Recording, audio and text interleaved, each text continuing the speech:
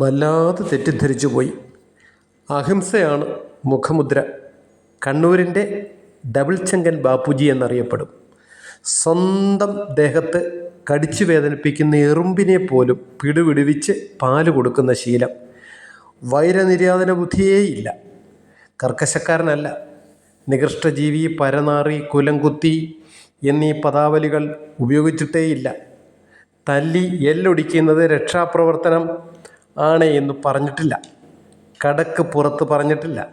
മൈക്കിനോട് എന്നും സ്നേഹം, അവതാരകരോട് ബഹുമാനം, 51 വെട്ടുകാരുടെ കലിപ്പ്, കുടുംബത്തിനെ രക്ഷിക്കാൻ കനൽത്തരി പാർട്ടിയെ ദില്ലി പാദുഷമാർക്ക് അടിയറ വെച്ചിട്ടില്ല.